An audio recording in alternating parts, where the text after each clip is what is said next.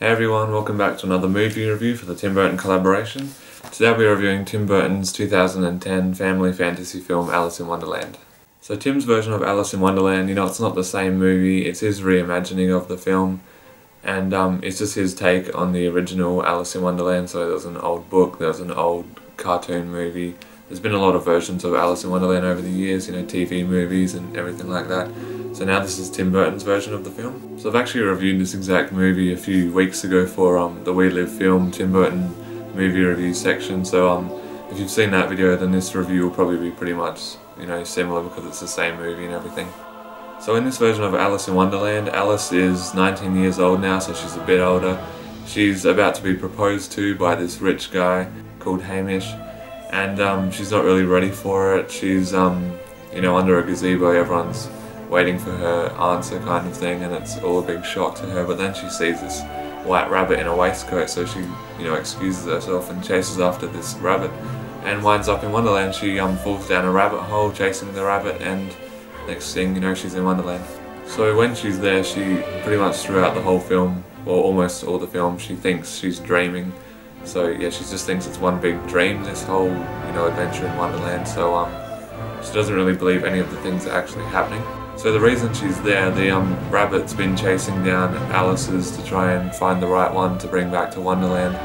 And the reason being, there's this Jabberwocky, which is a creature controlled by the Red Queen, and she's kind of controlling Underland now, and it belongs to the White Queen and everything. So there's all these henchmen now, and it's not a safe place anymore. So pretty much Alice is like the chosen one to destroy this Jabberwocky and bring peace back to Wonderland. So you've got the White Queen and the Red Queen, and they're both sisters. So the White Queen is obviously the good one, the Red Queen the bad one. And the Red Queen has this henchman as well called Snake, and he's kind of out looking for Alice as well. So on the journey through Wonderland, Alice meets all these characters. Obviously the Mad Hatter, played by Johnny Depp, who is one of the key roles, key characters in this film. And he's really good in the movie as well, definitely a key standout Tim Burton character. So throughout the film, Alice is told that she's the chosen one, but she doesn't want to believe it. She doesn't think that she's anyone special, and so it kind of leads up to this battle at the end of the film to judge who's going to control Wonderland from now on. So that's the basic story of Tim Burton's version of Alice in Wonderland. So it stars Mia Wasikowska as Alice, and she's an Australian actress, and this was kind of like her first big breakout role. She went on to do films like Jane Eyre and Lawless, which only just came out, which is a really good movie also. Obviously stars Johnny Depp as the Mad Hatter, who does a really good performance, just really wacky and very Tim Burton-like. He's got the big orange wig and the enlarged eyes and white makeup and just cool costume and everything. Helena Bonham Carter, once again in another Tim Burton movie, she plays the Red Queen, so the bad guy, and you've got Anne Hathaway playing the White Queen, and Crispin Glover is the henchman for the Red Queen. We've also got a lot of voice actors for the film because there's a lot of live action and CGI in this movie, so it's a bit of a mix. You've got some CGI characters, some live action characters. The very beginning and the end of the movie is all live action, but all through Wonderland, the backgrounds, the plants and trees, and a lot of the characters are all CGI, but it's really good animation. It's Disney at its best kind of CGI.